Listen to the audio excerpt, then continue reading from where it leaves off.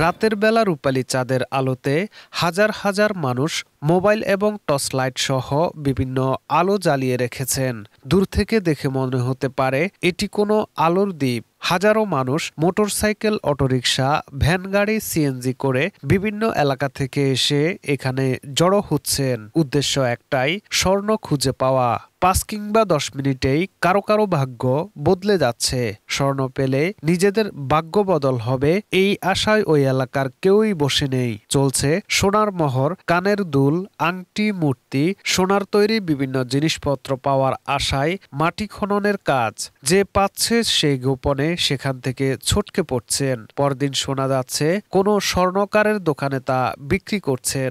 এই ঘটনাটি বর্তমানে ঘটেছে ঠাকুরগাঁও জেলার রানীশঙ্কল উপজেলার কাতিহারহাট সংলগ্ন আরবিবি ইটভাটায়। জেলাসহ সারা দেশে এই সংবাদটি এখন ব্যাপক আলোচিত। স্থানীয়রা বলছেন, এ যাবৎ বিভিন্ন এলাকার প্রায় শতাধিক মানুষ এখানে স্বর্ণ পেয়েছেন। প্রতিদিন সকাল, দুপুর, বিকাল এবং সন্ধ্যার পর থেকে সারা রাত পর্যন্ত চলে স্বর্ণ পাওয়ার জন্য মাটি খননের কাজ।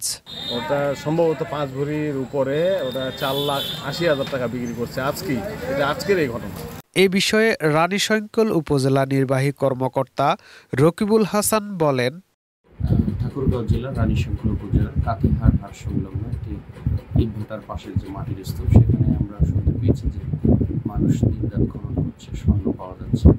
আসলে এই বিষয়টা আমরা একবার গিয়েছি সেখানে, কারো কাছে যে কেউ স্বর্ণ পেয়েছে এরকম তথ্য আমাদের কাছে নাই। বিভিন্ন মারফতে আমরা জানতে পেরেছি, মিডিয়া মারফত, যে সেখানে দু একটা সোনার টুকরা পাওয়া গেছে। তো বিষয়টা নিয়ে আমরা সার্বক্ষণিক খোঁজ খবর রাখছি এবং ওই স্থানটার প্রতি আমরা সবসময় অবজারভেশন আছে, যাতে আইন শৃঙ্খলার কোনো অবনতি হয়।